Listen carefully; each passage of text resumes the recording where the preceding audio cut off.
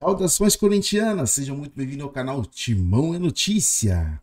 Informações do Timão, galera. O Timão tenta trazer mais duas contratações, um lateral esquerdo e um centroavante de última hora. É muito difícil, mas o Timão vai tentar fazer essas duas contratações para poder compor o elenco. Rapaziada, se vocês gostarem do vídeo, não esqueça de deixar seu like, se inscrever no canal, ativar o sininho para que você não possa perder mais nada que rola aqui no canal Timão é Notícia. É isso, vamos falar do Corinthians e já com uma notícia complicada para o torcedor corintiano. O Corinthians que ganhou do Flamengo ontem no dia do seu aniversário, né, motivo de comemoração para o torcedor corintiano, uma vitória maiúscula do Corinthians, venceu pelo placar de 2-1, com gols do Thales Magno e também do Romero, né, 2 gols importantes do Corinthians.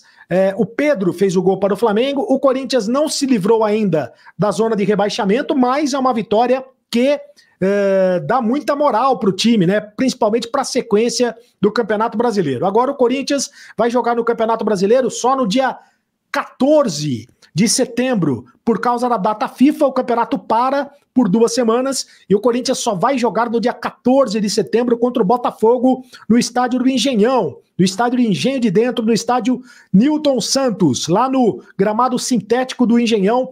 O Corinthians vai jogar simplesmente contra o líder do Campeonato Brasileiro. Vai ser outra pedreira para o Corinthians. Mas o Corinthians mostrou ontem que tem time para enfrentar qualquer equipe de igual para igual, né? Mostrou que é possível vencer os seus maiores desafios na busca para livrar-se do rebaixamento. Essa vitória contra o Flamengo dá muita moral para a equipe. Mas antes do jogo contra o Botafogo, o Corinthians joga pela Copa do Brasil no dia 11 de setembro, jogo da Neoquímica Arena, jogo da volta da Neoquímica Arena.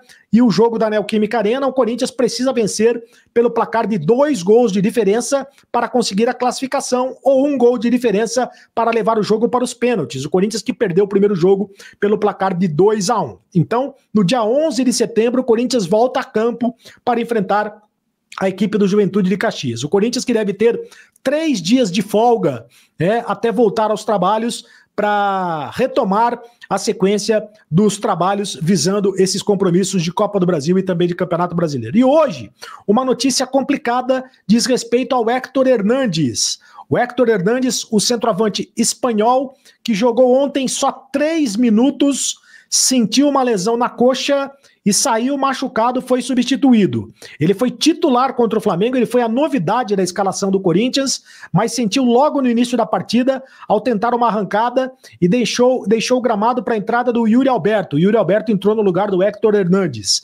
Ele foi contratado na última semana, né, estreou a entrar no segundo tempo contra o Juventude, ele jogou alguns minutos na derrota para o Juventude, e ontem foi o titular da equipe do Corinthians, mas jogou apenas alguns minutos. O Héctor Hernández, ele teve uma lesão muscular de grau 1B.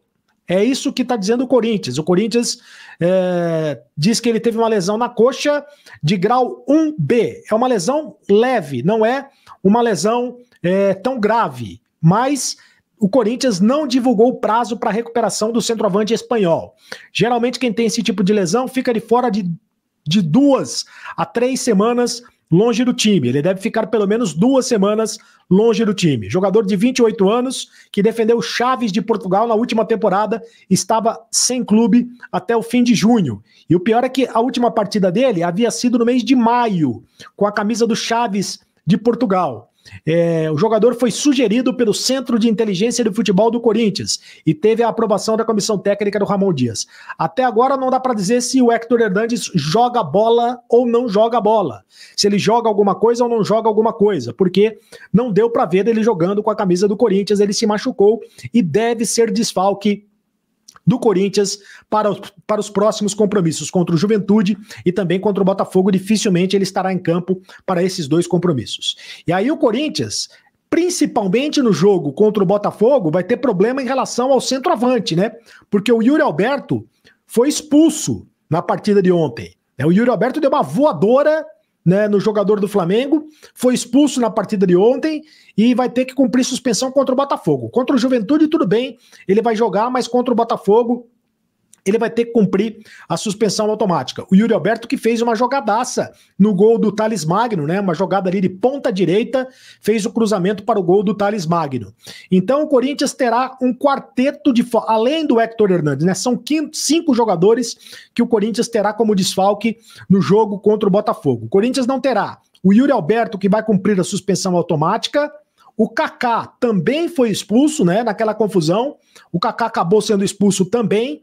O Félix Torres tomou o 3º cartão amarelo e o Charles, volante, também tomou o 3º cartão amarelo. São desfalques importantes para o Corinthians para a sequência do Campeonato Brasileiro, né? O Kaká que também não vai jogar a Copa do Brasil. O Kaká também está suspenso no compromisso da Copa do Brasil. Então é o Corinthians que tem problemas para a sequência do Campeonato Brasileiro e problemas para a sequência da Copa do Brasil. Agora eu vou falar de reforços. Reforços do Timão, se liga aí. Ele tem até às 7 da noite, até daqui a pouco, portanto, para fechar reforços, porque é o período que termina a janela de contratações.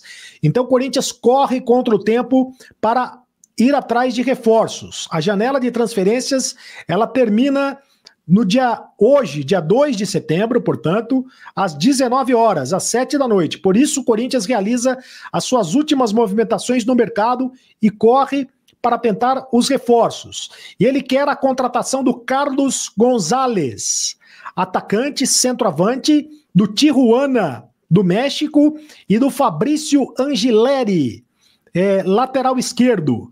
Quem deu esta primeira informação? Fabrício Angileri é argentino, lateral esquerdo argentino, está no Getafe, da Espanha. Quem deu a primeira informação a respeito foi o Samir Carvalho, do Café do Setorista. O paraguaio centroavante, o Carlos Gonzalez, tem 31 anos e construiu a sua carreira no futebol mexicano. Atuou pelo Necaxa, pelo Pumas, pelo Tigres, pelo Toluca e atualmente defende o Tijuana. O Carlos Gonzalez também jogou a Copa América de 2021 com a seleção do Paraguai. A diretoria do Corinthians tenta contratar o jogador por empréstimo e, segundo informações, as conversas estão adiantadas, né? E há otimismo em relação a isso. O Corinthians tenta a negociação, tenta a contratação de um centroavante. O Angileri é argentino, tem 30 anos.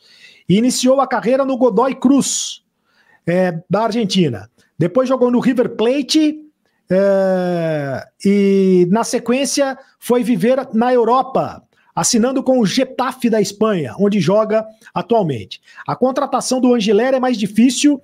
Ele tem contrato com o clube espanhol até o dia 30 de junho de 2026. E a negociação é considerada complicada, já que as partes necessitam entrar em um acordo em diversos tópicos. Então, Corinthians atrás de 2 jogadores ainda para o final dessa janela. Corre contra o tempo, tenta a contratação aos 45 minutos. No momento em que você está vendo o vídeo, pode ser que o Corinthians já tenha contratado esses 2 jogadores, né? Pode ser que o Corinthians tenha contratado pelo menos um dos jogadores, porque é até às 7 da noite. Não sei que hora você está vendo esse vídeo, que horas você está vendo esse vídeo. No momento em que eu estou gravando o vídeo, eles ainda não foram contratados.